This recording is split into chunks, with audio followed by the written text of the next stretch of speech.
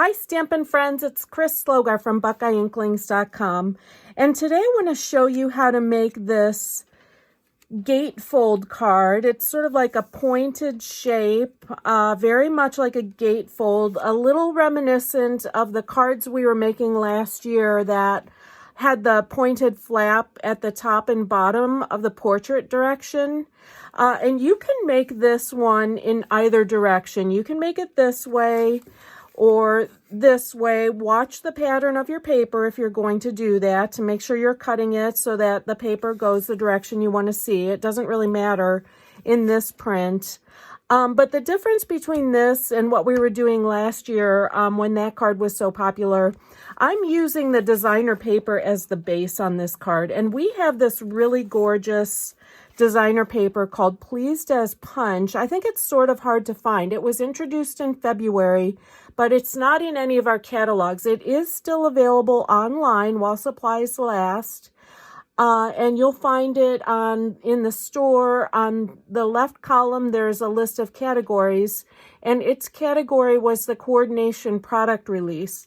And it's called that because the paper had prints that would coordinate with many of the punches that we introduced in the mini catalog and the celebration catalog. Okay, so it's these prints on one side and then some really great, bright, springy papers, just basic designs on the other side. Okay, so I wanted to use one of those. I'm using that rainbow paper that has flowers on the opposite side to make this. So let's get going. All right, we're going to start with a piece of designer paper that measures 5.5 by 9.5. And I'm scoring it at 2 3/4 and 6 3/4. Okay, so the card itself is going to be 4 inches wide and 5.5 inches long, so it will fit in our normal envelope. And then for this base piece, this is very simple. I'm just going to fold on those score lines and then for the flaps, I'm pulling in the corners and folding them down to just align with that score line, okay? But I'm going to stop a little short of it because I don't want them to get in the way of the fold. And I kind of like to do them at the same time so I can see them pulling them together to match.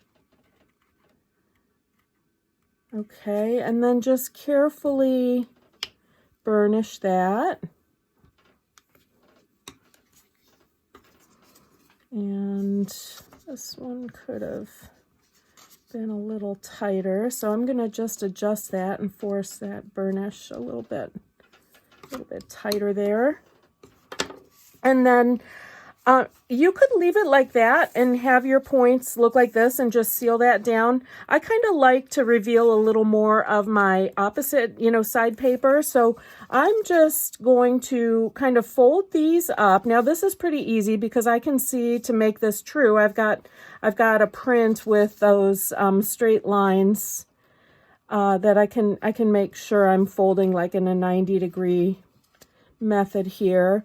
And I want these points to come together, so this point will be together. And then once I'm happy with that, I'm just going to turn those in and then seal those points down. So here, I'm just going to do that in one.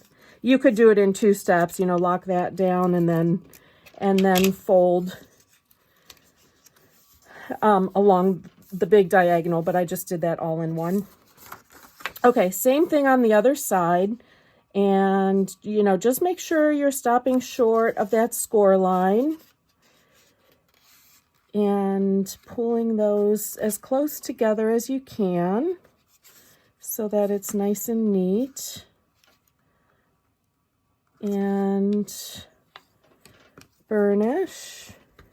And then I'm turning up these edges again to make that center point match, because that's really what people will notice. They won't notice if these diagonal strips are exactly the same dimension, but they will notice if this point isn't at the same place. Okay, so I'm turning those in, and then just sealing that whole length of the diagonal down. Okay, so this is the card base. And then for the inside here, now I didn't talk about the stamp set yet. I really love this stamp set. This is a celebration stamp set called Rise and Shine. It's free with a $100 purchase. It's a bigger stamp set. They're indicating here how you can make the cups in either direction from these stamps, the tag in either direction, and then there's just some great greetings. I love this set. It's a keeper for me because I do a lot of like coffee and tea projects for little favors and stuff, so I am going to you know, for sure put that in my keep drawer. And I've just stamped on the inside, Make Today Amazing. I have a piece of Coastal Cabana that measures 3 3/4 by 5 1/4, and I'm going to mat Whisper White on it. And the Whisper White is 3 1/2 by 5. And I have the stamp from the set, Make Today Amazing. I'm doing in Night of Navy. And then I will just assemble those and put it on the inside of our card base. Okay, so this is really easy. Now, my outside piece, the Granny Apple Green there, I've cut from the Stitch So Sweetly dies, which I really love. They're just very handy, and I'm reaching for them a lot, but of course, it's basically a rectangle, okay? That measures about 4 by 3. So if you don't have those dies or just want to use a rectangle, that would be fine here. It would be about 3 by 4. And I'm just going to attach where the back of this will overlap this flap. Okay, so I'm just putting the adhesive in a little triangular section here, and then just trying to center that up, which of course you can use the diagonals and the corner kind of as a guide, and just, you know, try to make it all symmetrical there. And then I'm adding, I've already prepared my cups from that set. Again, Rise and Shine. Really love that. Just going to tack down. I've got this one stamped in Coastal Cabana. Oh, shoot. I forgot to stamp here. Let me add the stamps here before I get too built up. I have You've Got This, but First Coffee stamped on the front of that Granny Apple Green piece. So let me just do that. And the coffee is a separate stamp. You could also say tea if you have a tea drinker. Okay, good. Good that I noticed that. Just going to put down that Coastal Cabana cup, and I'm going to pop up the tag on that. Put it off to the side here, and then I'll pop up the other cup. Now this one I've stamped in Highland Heather with a Flirty Flamingo flower, and just put that alongside. And then I've got a little bit of white baker's twine. I'm just going to tie a tiny little bow, and you can put this on with a glue dot. It's such a small little bow that if you use a glue dot, you know, you want to kind of ball it up so it's just under the knot.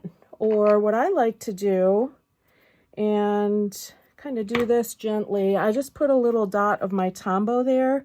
You don't want any Tombow sticking out after it's dry, because remember, this stays sticky even when it's dry.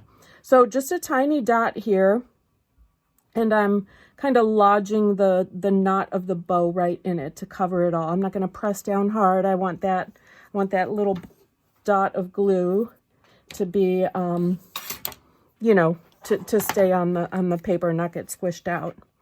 And then what else am I missing? Oh, the little glimmer dot.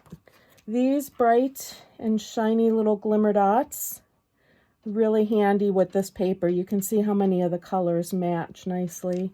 So I'll just take a little gorgeous grape one and put it in there. Okay, so that is that. You've Got This, but First Coffee. And when it opens, it's just a different shape. So kind of fun. I like to, you know, not always have the standard fold open 4 1/4 by 5 1/2 cards. So this is a nice alternative and a great way to use, whoops, my bow fell off, it wasn't dry yet. A great way to use designer paper and show off both sides, which I always love to do too. Okay, guys, if you need more ideas, visit me at buckeyeinklings.com, and there will be another video using this paper and this stamp set also posted today. Thanks so much.